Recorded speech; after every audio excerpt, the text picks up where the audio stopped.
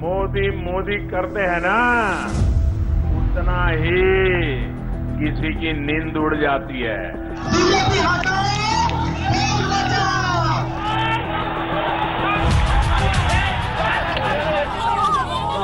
कोई भी आदमी बाय हुक एंड कुक हमारा वोट छीन लेगा, हमको वोट देने नहीं देगा, ये किस तरह का गणतांत्रिक है? That's the nexus between the local police arrangement and the goons under Trinamool Congress.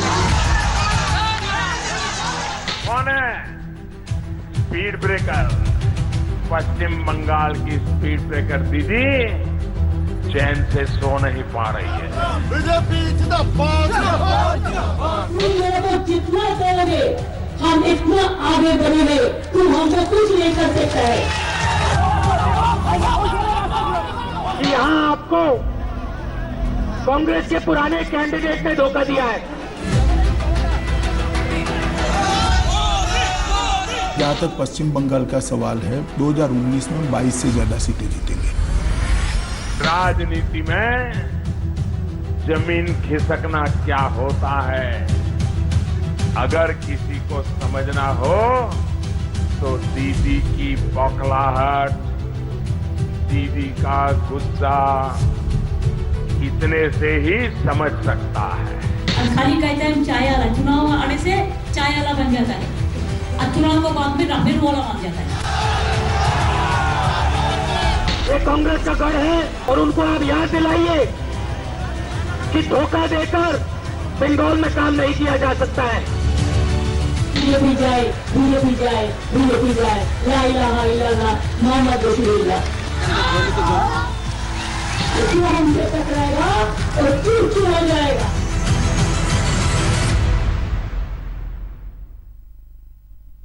नमस्कार, मैं हूं श्वेता सिंह और आप देख रहे हैं आज तक। राजनीति का मिजाज परखने के लिए हम पश्चिम बंगाल की धरती पर पहुंचे हैं, क्योंकि जितनी भीषण लड़ाई उत्तर प्रदेश जैसे राज्य के लिए चल रही है, कमोवेश उतनी ही भीषण लड़ाई चल रही है यहां पश्चिम बंगाल में, जहां दीदी के अंगारे हैं तो दूसरी तरफ प्रधानमंत्री नरेंद्र मोदी के शोले भी हैं। इस सब के बीच पश्चिम बंगाल की जनता क्या सोच रही है, एक एक सीट की रिपोर्ट पर देखिए श्वेत पत्र।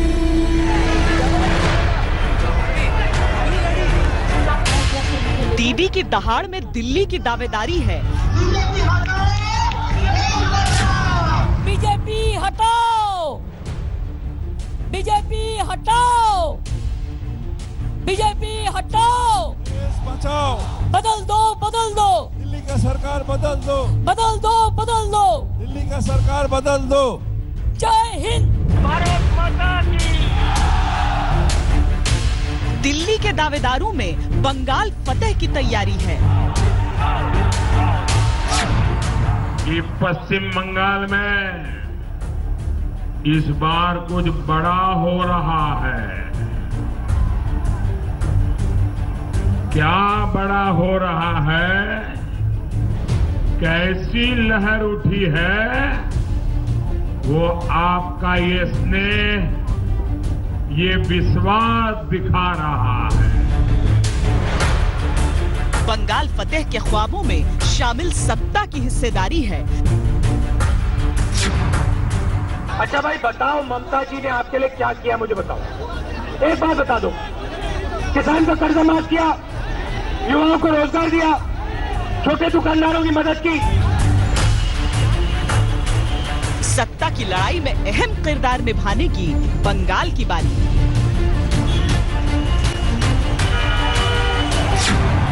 नरेंद्र मोदी सरकार देश को सुरक्षित करने के लिए कोई कसर नहीं, बंगाल के विकास के लिए कोई कसर नहीं छोड़ने वाली है, बंगाल की संस्कृति की रक्षा के लिए कोई कसर नहीं छोड़ने वाली है। Mr. Narendra Modi has a myopic vision of India.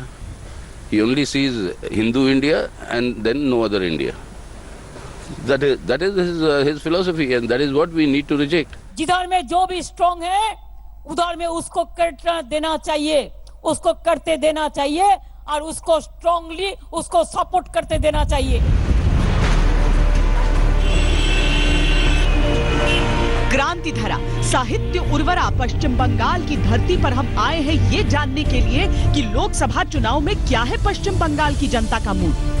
दीदी का जादू चलता रहेगा या बीजेपी रचेगी पश्चिम बंगाल में जीत का इतिहास? कांग्रेस और लेफ्ट क्या खोई हुई जमीन हासिल कर पाएंगे? मोदी दीदी में से किसके लिए धड़क रहा है पश्चिम बंगाल का दिल? ये सवाल इसलिए क्योंकि दीदी का दावा है कि अब की बार पश्चिम बंगाल की सभी 42 लोकसभा सीटों पर लहराएगा उनकी पार्टी तृणमूल कांग्रेस का परचम। रसनीचाप से होता है, सितारों से नहीं, मोहब्बत तृणमूल कांग्रेस से होता है, थोड़ा खून से होता है, बीजेपी से नहीं। जो हमसे टकराएगा और चूर हो जाएगा, जो हमसे टकराएगा तो चूर हो जाएगा, बीजेपी चूर हो जाएगा। आने वाला दिन में आप देख लीजिए, पूरा हारेगा हारेगा हारेगा भाई हारेगा, बीजेपी क्यों हारेगा?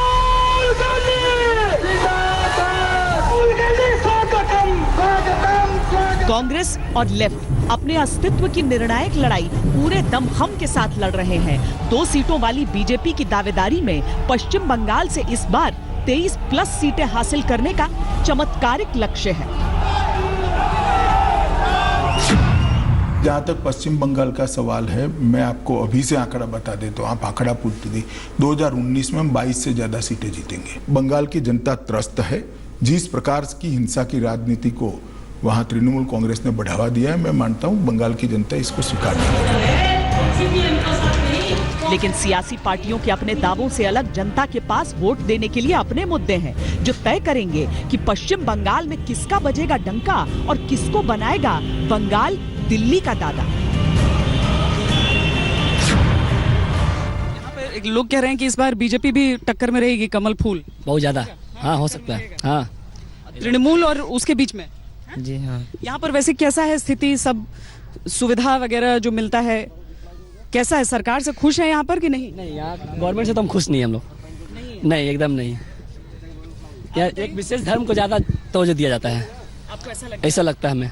जो भी आएगा, हम लोग जो महंगाई में चल रहा है वो थोड़ा घटेगा तो अच्छा होगा। दिल्ली मोदी, बांग्ला दीदी, सबसे अच्छा यही है। और विकास के लिए मोदी जी ठीक है, देश के लिए भी ठीक है, और बंगाल के लिए दीदी ठीक है। सबसे बड़ा जो वार्ड है स्कैम, जो हमने यूपीए के जो रूलिंग टाइम है वहाँ पर हमने देखा स्कैम। लेकिन लास्ट 5 इयर्स में हमने कोई स्कैम नहीं देखे। सबसे पहला जो मुद्दा है वो तो पूरे देश में चल रहा है, वो है जो बेरोजगारी है। अमन और सुकून के लिए वोट करेंगे, जैसे देश चल रहा है इसी तरह चले। कोई भी पार्टी आ जाए, कोई भी हुकूमत आ जाए, वो महंगाई कम कर ही नहीं सकती, बढ़ता ही जाएगा, कम नहीं होगा। बंगाल का महत्व हमेशा ही बड़ा रहा है। ब्रिटिश शासनकाल की तो कई इमारतें आज भी आपको यहाँ पर नजर आ जाएंगी, लेकिन आजादी के बाद से किस पार्टी का शासन रहा है उस पर नजर डालना भी दिलचस्प है, क्योंकि कांग्रेस पार्टी ने लगभग 30 सालों तक यहाँ पर शासन किया है। लेफ्ट पार्टियों का शासन यहाँ पर 34 साल लगातार चला है, और उसके बाद से ममता बनर्जी पिछले 8 साल से लगातार यहाँ पर शासन कर रही है। इस पूरे दायरे में आपको भारतीय जनता पार्टी का कोई वजूद नजर नहीं आएगा। इसीलिए आश्चर्य यह होता है कि किस आधार पर बीजेपी आधी लोकसभा सीटों पर अपना दावा ठोक रही है, क्योंकि अगर पिछले लोकसभा चुनावों पर नजर डाल लें तो यहां की 42 लोकसभा सीटों में से 34 पर टीएमसी ने जीत हासिल की थी। 4 सीटें मिली थी कांग्रेस पार्टी को, तो लेफ्ट पार्टियां सिमट गई थी केवल 2 सीटों पर, और मोदी लहर के बावजूद बीजेपी को मिली थी केवल 2 सीटें। बीजेपी के चुनावी गणित में इससे पहले बंगाल कभी इतना अहम किरदार नहीं रहा। विपक्ष को भी पश्चिम बंगाल से जितनी उम्मीदें आज के दौर में हैं, शायद पहले कभी ही रही हो। हर सीट पर घमासान छिड़ा हुआ है। सत्ता के गठजोड़ में भी पश्चिम बंगाल की भूमिका दिखती है।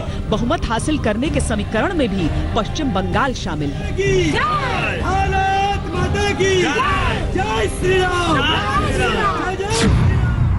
इस बार वाकई पश्चिम बंगाल के लोगों ने ठान लिया है। स्पीड ब्रेकर दीदी को अब 23 मई के बाद समझ आ जाएगा। मोदी बाबू का सरकार को एक्सपायरी डेट हो गया है। जब कोई मेडिसिन हम खरीदते हैं उसको एक एक्सपायरी डेट होता है, तो इनका एक्सपायरी डेट खत्म हो गया है।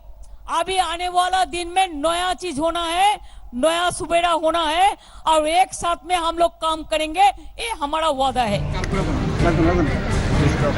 बीजेपी नेताओं के आरोप हैं कि कहीं उनके कार्यकर्ताओं को रोका जा रहा है, कहीं उन पर हमला किया जा रहा है, तो टीएमसी का आरोप है बीजेपी ध्रुवीकरण की राजनीति कर रही है। पश्चिम बंगाल में पहले चरण की वोटिंग 11 अप्रैल को हुई थी, जिसमें कूच बिहार और अलीपुरद्वार में वोटिंग हुई। वोटिंग की शुरुआत बमों के बारूदी धुएं से हुई, लेकिन खूनी हिंसा के बीच रिकॉर्ड 81% मतदान हुआ।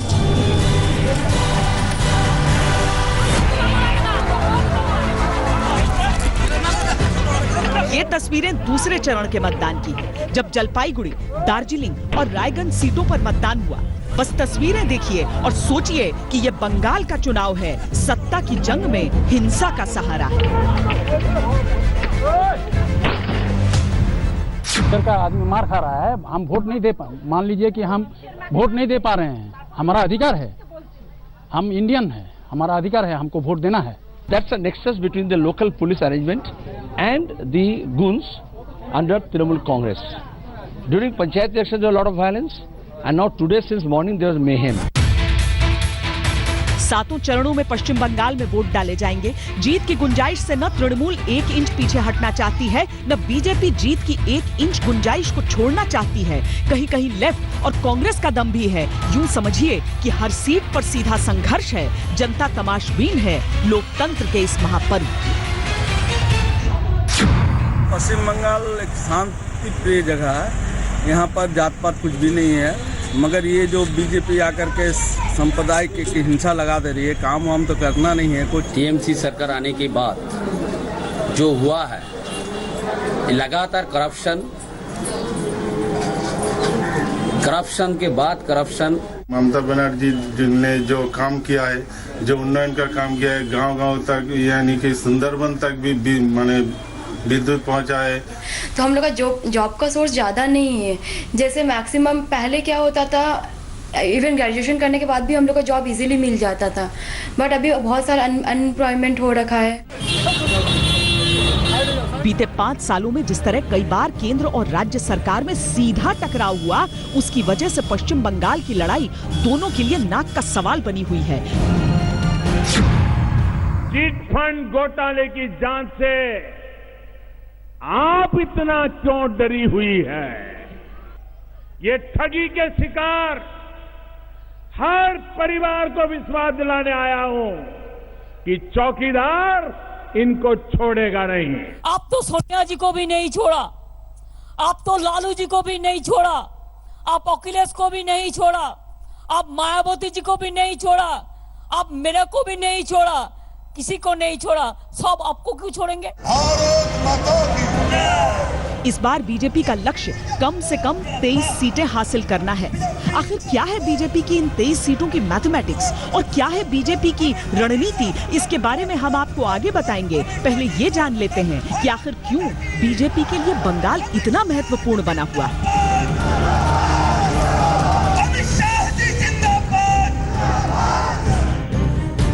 दरअसल उत्तर प्रदेश, मध्य प्रदेश, राजस्थान, छत्तीसगढ़ की सीटों को अगर मिलाकर देखा जाए तो 145 सीटें होती हैं। 2014 में बीजेपी ने अपने सहयोगियों सहित 135 सीटें जीती थी। बीजेपी को डर है कि इस बार इन राज्यों में वो करिश्मा दोहरा पाना आसान नहीं होगा। बीजेपी को कई सीटें गंवानी पड़ सकती हैं। इसीलिए बीजेपी ने दूसरे राज्यों की सीटों को ध्यान में रखते हुए मिशन 123 तैयार किया है।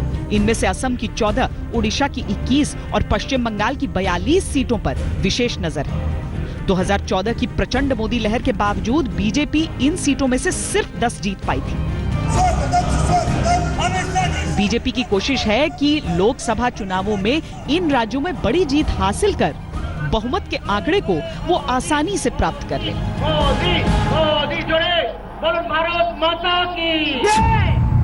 देश के पूर्वी हिस्से में नॉर्थ ईस्ट, उड़ीसा, बंगाल, उत्तर प्रदेश है ही है।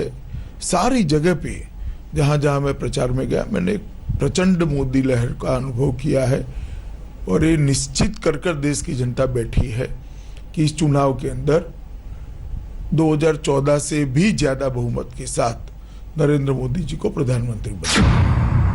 मोदी विरोध का सबसे बड़ा चेहरा ममता बनर्जी का ही रहा है। यहां कोलकाता के जिस ब्रिगेड ग्राउंड में हम खड़े हैं, यहां ममता बनर्जी के एक आह्वान पर देश भर से सभी बीजेपी विरोधी पार्टियां एक मंच पर आई थी, एक सुर में सबने आवाज लगाई थी। ये ब्रिगेड ग्राउंड उस समय खचाखच भरा हुआ था। ममता बनर्जी ने सबकी मेजबानी की थी, तो जाहिर है प्रधानमंत्री के तौर पर उनका चेहरा एक विकल्प के तौर पर सामने पेश भी किया जा रहा था। लेकिन इसमें सबसे अहम बात यह है कि भले ही मोर्चा यहां पर जुटा हो एक साथ, उसके बावजूद आज पश्चिम बंगाल में तृणमूल कांग्रेस, कांग्रेस पार्टी और लेफ्ट पार्टियां अलग अलग चुनाव लड़ रही हैं। तो সবাই আমাদের অতিথি, আমাদের ডাকে সাড়া দিয়ে এসেছেন। আমরা চাই ইউনাইটেড ইন্ডিয়া। Thank you. जनवरी महीने में 22 दलों के साथ ममता ने पश्चिम बंगाल से हुंकार भरी थी, लेकिन पश्चिम बंगाल में भी अब चौतरफा मुकाबला चल रहा है। बंगाल में बीजेपी, कांग्रेस और लेफ्ट तीनों ममता हटाओ का नारा दे रहे हैं। पूरे बंगाल को पता लग गया है कि यहाँ पे अब ममता जी की सरकार नहीं आने वाली है, यहाँ पे कांग्रेस पार्टी की और लेफ्ट फ्रंट की सरकार आने वाली है। लाजमी है ममता ऐसी बातों को कड़वे घूंट की तरह पी जा रही हैं, क्योंकि इस समय उनका एक ही एजेंडा है, मोदी हटाओ लोकतंत्र बचाओ, जिसके लिए वो संवैधानिक संस्थाओं का हवाला बार बार देती हैं। There is a constitution. अभी तो आप कॉन्स्टिट्यूशन भी नहीं मानते, सब बदल देते हैं, सब बदले दिच्छे, इतिहास बदले दिच्छे, जियोग्राफी बदले दिच्छे, संविधान बदले दिच्छे। ममता दीदी की सरकार को उखाड़ फेंकना है। बीजेपी के नारों में भी चुनावी लड़ाई के मुद्दे स्पष्ट हैं। बीजेपी ममता के मुस्लिम तुष्टीकरण, अवैध बांग्लादेशियों की घुसपैठ और नागरिकता बिल के साथ बंगाली अस्मिता बचाओ के मुद्दों के साथ बंगाल विजय का सपना बुन रही है। देश की घुसपैठियों को बंगाल में नहीं रहने देने वाली है और हर शरणार्थी को भारत की नागरिकता देने का काम इन नरेंद्र मोदी सरकार करने वाली है। ये ममता का इलेक्शन नहीं है, ये चुनावी इलेक्शन है। तुमको क्लैरिफिकेशन करना है, तुमको कंफ्यूज देना है। खाली दिखाता है, हमको धमका रहा है, धमका रहा है, किसको धमका रहा है, किसको धमका रहा है, थोड़ा इसको प्यार करते हैं। 2014 के चुनावों में भारतीय जनता पार्टी ने 2 लोकसभा सीटों पर जीत दर्ज की थी। 3 सीटों पर नंबर 2 की पार्टी रही थी और वोट शेयर जो था बीजेपी का वो था 16.8%। हालांकि विधानसभा चुनावों में ये गिरकर 10.2% भी हुआ। दरअसल पश्चिम बंगाल एक ऐसा राज्य है जो अपनी पुरानी चीजों को कभी छोड़ता नहीं है। जैसे ये ट्राम देख लीजिए, लगभग 150 साल होने को आए हैं, लेकिन इसका स्वरूप यहाँ पर बरकरार जरूर रहता है। ममता बनर्जी एक तरफ आश्वस्त हैं कि टीएमसी का कुछ बिगड़ने वाला नहीं है बंगाल में, लेकिन इस बात को लेकर चिंतित भी हैं कि बीजेपी तेजी से विपक्ष की पार्टी नंबर 2 बन चुकी है। मैंने सबसे पहले आज तक से ही सीधी बात में कहा था और कहा एक ब्रेकिंग न्यूज ले लीजिए कि बंगाल में बीजेपी 22 से 23 सीटें जीत सकती है। लेकिन तब से लेकर अब तक परिस्थितियां क्या ऐसी हुई हैं, यानी 2014 से 2019 के बीच में क्या ऐसा कहा जा सकता है कि बीजेपी 2 से लेकर 22 सीटों या 23 सीटों तक पहुंचेगी? क्या इसके पीछे कोई रणनीति भी है? वोट बैंक की पॉलिटिक्स के लिए दीदी मां को भुलाकर भारत के टुकड़े टुकड़े करने के नारे लगाने वालों के साथ खड़ी हो गई।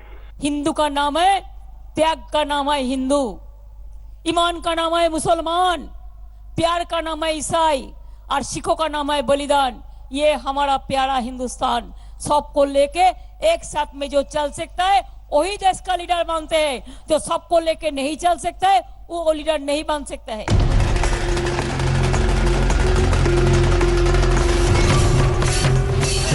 पश्चिम बंगाल की कुल आबादी में से 70% आबादी हिंदुओं की है और लगभग 30% मुसलमान है। लेकिन अगर सीटों के लिहाज से देखें तो 20 सीटों पर मुस्लिम वोट हार जीत तय करते हैं। मुर्शिदाबाद, मालदा और उत्तरी दिनाजपुर जिले में पड़ने वाली 6 लोकसभा सीटों पर मुस्लिम आबादी 50% से अधिक है।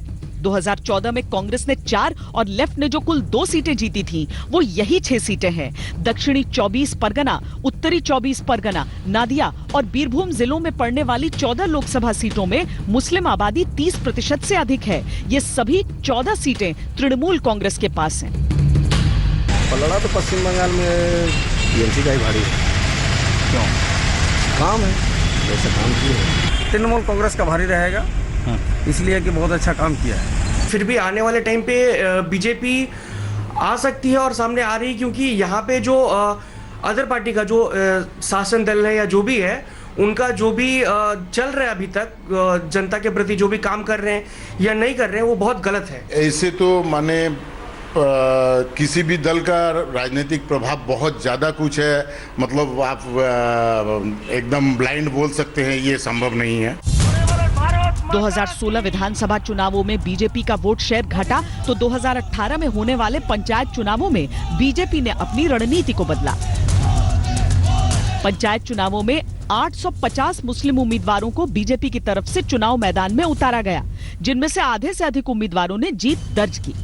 कुल 31,802 पंचायत सीटों में से भले ही टीएमसी ने 20,848 सीटें जीती, लेकिन 5,657 सीटें जीतकर बीजेपी नंबर 2 पर रही, लेफ्ट तीसरे और कांग्रेस चौथे नंबर पर रही। पंचायत चुनावों के दौरान पूरे बंगाल में जबरदस्त हिंसा की घटनाएं हुई। बीजेपी और तृणमूल आमने सामने रहे और यहीं से बीजेपी पश्चिम बंगाल में मुख्य विपक्षी पार्टी का दर्जा प्राप्त करती चली गई। लेफ्ट और कांग्रेस की राजनीति के कमजोर होने से जो जगह खाली हुई, बीजेपी ने वहां अपने पांव पसारना शुरू कर दिया, लेकिन जनता के बीच उसका कितना विस्तार हुआ है, इसका फैसला चुनावों में होना अभी बाकी है। ख्वाब है बीजेपी का, लेकिन यहाँ का आदमी जो है पश्चिम बंगाल का आदमी उन्नयन के बारे में वोट करेगा और संपत्ति के बारे में, संपत्ति के अगेंस्ट में वोट करेगा। इसलिए यहाँ जो बीजेपी का मुद्दा है ये नहीं चलने वाला है। मेरा ख्याल से 23 से ज्यादा जीतेगा। बीजेपी बोल रही है पहले अपना सीट संभाले, पहले आज अपना गद्दी संभाले ना। क्या किया 5 साल में? नोटबंदी में कितना क्षति हुआ, लेकिन अभी तक हिसाब से टीएमसी का पल्ला ही भारी है। जो पीरियड गया है मोदी जी का, हमने देखा है जो मोदी जी है उनका जो सोच है, उनका सोच है राष्ट्र विकास के लिए, तो उस दृष्टिकोण से हम देश के विकास के लिए वोटिंग करेंगे। इसके अलावा नौपाड़ा विधानसभा सीट और उलुबेरिया लोकसभा सीट पर हुए उपचुनाव में जीत भले ही तृणमूल की हुई, लेकिन बीजेपी, कांग्रेस और लेफ्ट को तीसरे और चौथे स्थान पर धकेलने में कामयाब रही। बीजेपी को इस हार में भी जीत की एक किरण दिखती है। बढ़ते कदमों को देख बीजेपी ने आधी से अधिक सीटें जीतने का टारगेट सेट किया तो पश्चिम बंगाल की राजनीति में भूचाल आ गया। ममता सरकार ने दिसंबर 2018 में होने वाली बीजेपी की रथ यात्रा पर रोक लगा दी। जनवरी 2019 को बीजेपी अध्यक्ष अमित शाह और फरवरी 2019 में बीजेपी के फायर ब्रांड नेता योगी आदित्यनाथ का हेलीकॉप्टर उतरने की अनुमति नहीं दी। मोदी सरकार की सबसे महत्वाकांक्षी योजनाओं में से एक आयुष्मान भारत योजना तो पश्चिम बंगाल में लागू न करने का फैसला ममता सरकार ने लिया। इसके अलावा राज्य के सरकारी डेटा को केंद्र सरकार के साथ शेयर करने से इनकार कर दिया। सीबीआई और पुलिस कमिश्नर के मुद्दे पर हुए राज्य और केंद्र सरकार के विवाद को तो पूरे देश ने लाइव देखा। बीजेपी जो चाहती थी वो हो गया। बीजेपी मुख्य विपक्षी पार्टी के तौर पर नजर आने लगी। लड़ाई स्पष्ट, मिशन क्लियर। हमने जनता से ये भी पूछा कि वो केंद्र और राज्य सरकार के बीच मतभेद में किसका नुकसान देखते हैं और किसका फायदा। राजनीति का जो मुकाबला भारतीय जनता पार्टी और टीएमसी के बीच चलता है, बहुत कड़वाहट की हद तक पहुंच जाता है।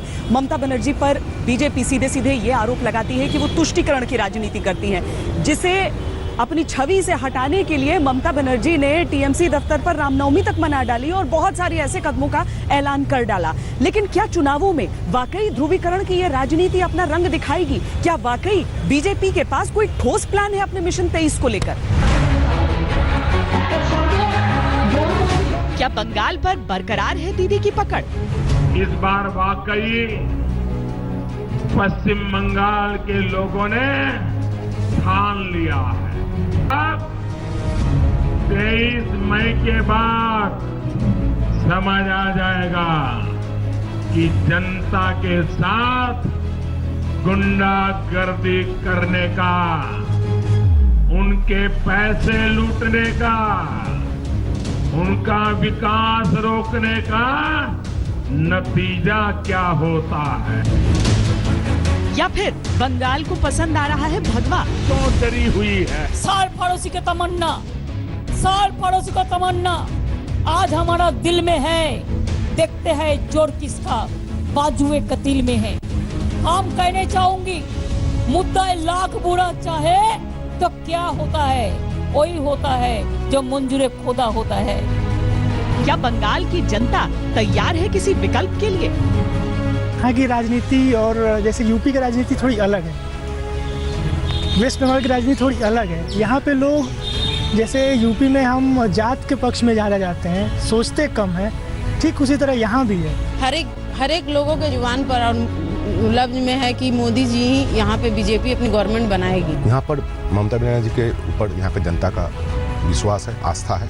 पार्टी से अपने जगह पे बेटर है, तो बीजेपी को अभी बहुत टाइम यहाँ दिखने में लगेगा, मुझे ऐसी अंदाज लग रहा है, बहुत टाइम में। बाहर को देखते हुए जैसे वो बीजेपी डेवलपमेंट किया है, उसको देखते हुए कुछ विचार बदल सकता है। क्या है बीजेपी के 2 से 23 सीट तक पहुंचने के दावे की जमीनी हकीकत? क्या ये कोई हवाई दावा है या फिर सटीक रणनीति? पश्चिम बंगाल में बीजेपी की मौजूदा स्थिति को देखते हुए ये दावा अति आत्मविश्वास कहा जा सकता है, लेकिन इससे पहले असम और त्रिपुरा को लेकर भी यही कयास लगाए जाते थे। सवाल ये उठता है कि बीते 5 साल में ऐसा क्या बदल गया कि बीजेपी की उम्मीदें इतनी बढ़ गईं?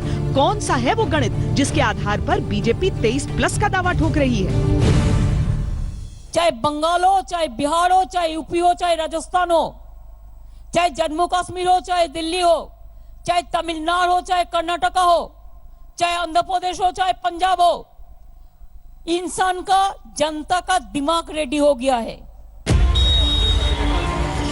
भारतीय जनता पार्टी का ये दावा जनता के बीच कितनी अहमियत रखता है, ये सवाल लेकर हम लोगों के बीच पहुंचे। बीजेपी कह सकती है, लेकिन उतना मेरे ख्याल से नहीं हो सकता है, क्योंकि यहाँ पे टीएमसी का बहुत अच्छा जड़ है।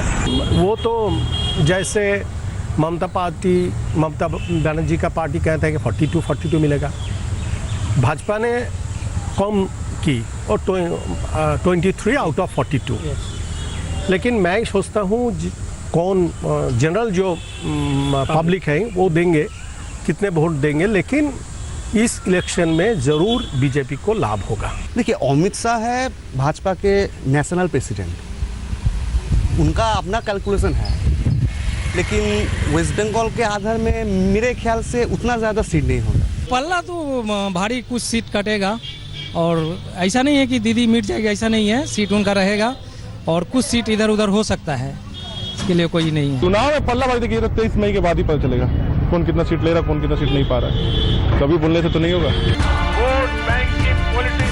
हम आपको बताएंगे बीजेपी के इस विश्वास का कारण क्या है, बीजेपी की रणनीति क्या है, लेकिन उससे पहले हम आपको बताते हैं कि कौन से वो क्षेत्र हैं जहां बीजेपी को कमल खिलने की सबसे ज्यादा उम्मीद दिख रही है। इसकी सबसे बड़ी वजह ये है कि ये वही क्षेत्र है जहां पंचायत चुनावों में बीजेपी को सबसे ज्यादा फायदा हुआ था। पश्चिम बंगाल की जो सीमाएं हैं वो अलग अलग देशों से भी लगती हैं, अलग अलग राज्यों से भी ये सीमाएं लग रही हैं। जैसे बिहार झारखंड का एक बड़ा हिस्सा है जिससे ये सीमाएं लगती हैं, असम है, उड़ीसा है।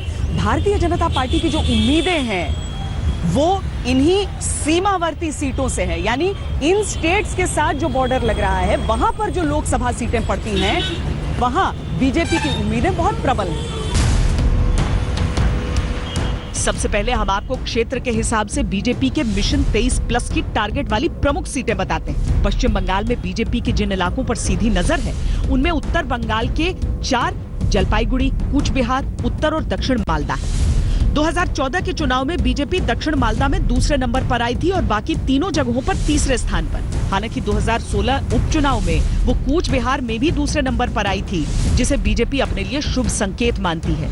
यही कारण है कि प्रधानमंत्री मोदी ने पश्चिम बंगाल में अपने चुनाव प्रचार अभियान की शुरुआत इसी क्षेत्र के कूच बिहार से की थी और ममता बनर्जी ने भी इस क्षेत्र को अपनी प्राथमिकता में रखा।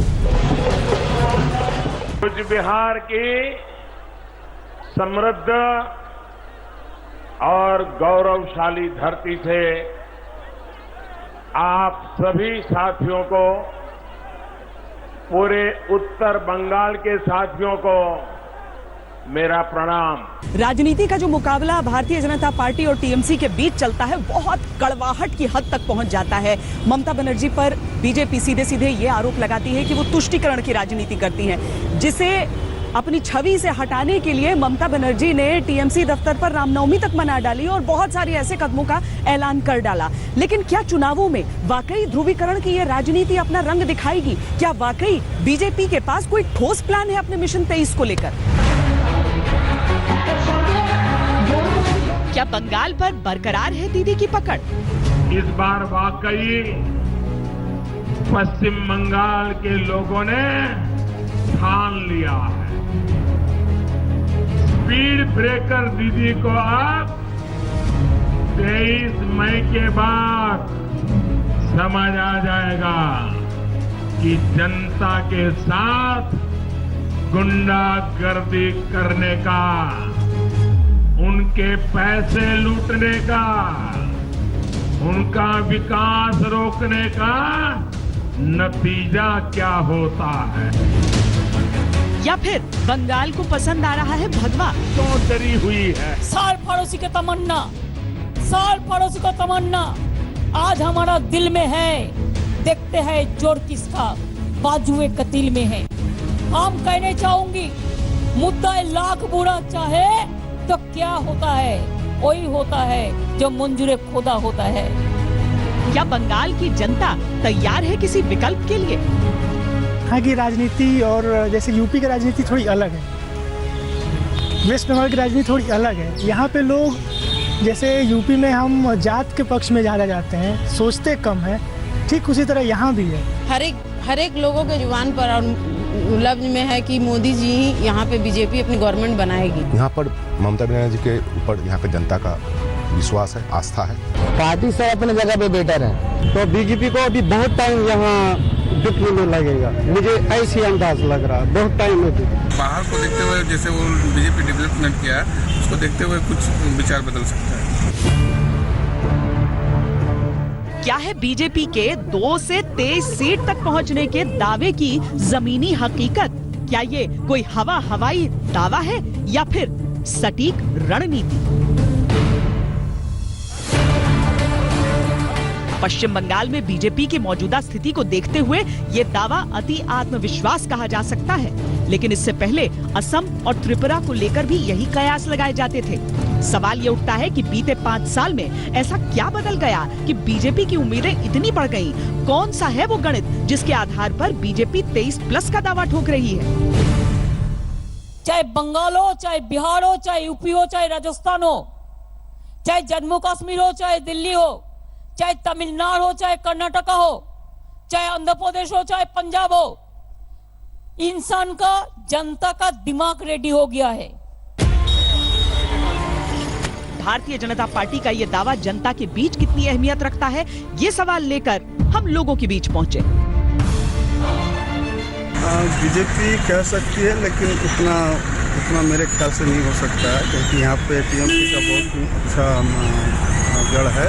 वो तो जैसे ममता बनर्जी का पार्टी कहते हैं कि 42 मिलेगा, भाजपा ने कम की और 23 आउट ऑफ 42। लेकिन मैं सोचता हूँ कौन जनरल जो पब्लिक है वो देंगे, कितने वोट देंगे, लेकिन इस इलेक्शन में जरूर बीजेपी को लाभ होगा। देखिए, अमित शाह है भाजपा के नेशनल प्रेसिडेंट, उनका अपना कैलकुलेशन है, लेकिन वेस्ट बंगाल के आधार में मेरे ख्याल से उतना ज़्यादा सीट नहीं होगा। पल्ला तो भारी कुछ सीट कटेगा, और ऐसा नहीं है कि दीदी मिट जाएगी, ऐसा नहीं है, सीट उनका रहेगा और कुछ सीट इधर उधर हो सकता है, इसके लिए कोई नहीं है। चुनाव में पल्ला भाई देखिए 23 मई के बाद ही पता चलेगा कौन कितना सीट ले रहा, कौन कितना सीट नहीं पा रहा है। कभी बोलने से तो नहीं होगा। हम आपको बताएंगे बीजेपी के इस विश्वास का कारण क्या है, बीजेपी की रणनीति क्या है, लेकिन उससे पहले हम आपको बताते हैं कि कौन से वो क्षेत्र हैं जहां बीजेपी को कमल खिलने की सबसे ज्यादा उम्मीद दिख रही है। इसकी सबसे बड़ी वजह ये है कि ये वही क्षेत्र है जहां पंचायत चुनावों में बीजेपी को सबसे ज्यादा फायदा हुआ था। पश्चिम बंगाल की जो सीमाएं हैं वो अलग अलग देशों से भी लगती हैं, अलग अलग राज्यों से भी ये सीमाएं लग रही हैं। जैसे बिहार झारखंड का एक बड़ा हिस्सा है जिससे ये सीमाएं लगती हैं, असम है, उड़ीसा है।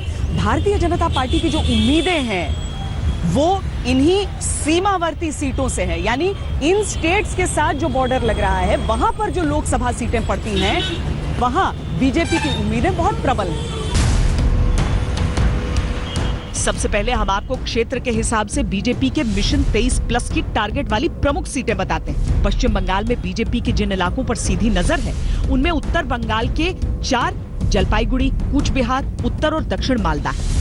2014 के चुनाव में बीजेपी दक्षिण मालदा में दूसरे नंबर पर आई थी और बाकी तीनों जगहों पर तीसरे स्थान पर। हालांकि 2016 उपचुनाव में वो कूच बिहार में भी दूसरे नंबर पर आई थी, जिसे बीजेपी अपने लिए शुभ संकेत मानती है।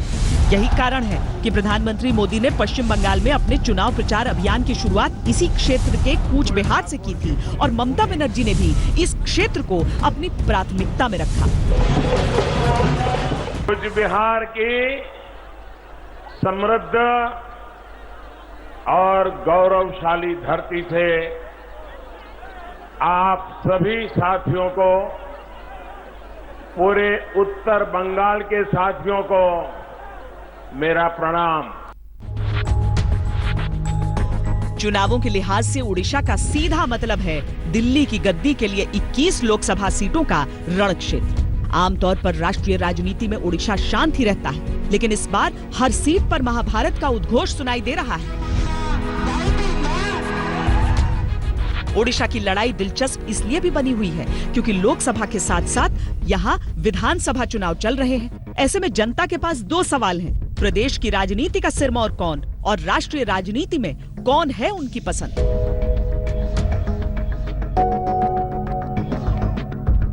साल 2000 में जब केंद्र में कांग्रेस की जगह एनडीए ने ली, उसी वक्त ओडिशा की राजनीति में भी कांग्रेस का कद सिकुड़ता चला गया।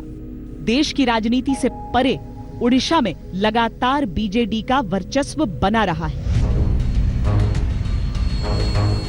Every election is hard, but I am quite sure that we will win this election handsomely. 2014 की मोदी लहर में भी कुल 21 लोकसभा सीटों में से बीजेपी को सिर्फ 1 सीट मिली, जबकि बाकी 20 सीटें बीजू जनता दल के खाते में गईं। कांग्रेस का खाता तक नहीं खुला। बीजेपी का कुछ भी देखा नहीं गया है, लेकिन इस बार लगता है कि शायद बीजेपी आ सकती है ऑलमोस्ट जगह पे। जनता का, आम जनता का नवीन सरकार जो है वही आएगी 5वीं बार फिर से। नवीन पटनायक एक समय अटल बिहारी के नेतृत्व वाली एनडीए सरकार में मंत्री रह चुके हैं और बीजेपी के साथ उनका कभी सीधा टकराव नहीं रहा। बीजेपी को अगर ओडिशा में बड़ी जीत दिखती है तो नवीन पटनायक में एक स्वाभाविक साथी भी दिखता है। वोटरों के मन की बात तो 23 मई के बाद ही पता चलने वाली है, लेकिन तब तक अपने अपने दावे हैं पश्चिम बंगाल की राजनीति पर और यहाँ के चुनावों पर। ये था श्वेत पत्र। देश और दुनिया की बाकी खबरों के लिए आप देखते रहिए आज तक। लेटेस्ट खबरों के लिए यूं ही देखते रहिए आज तक और इस वीडियो के पसंद आने पर लाइक, शेयर एंड सब्सक्राइब करना ना भूलें।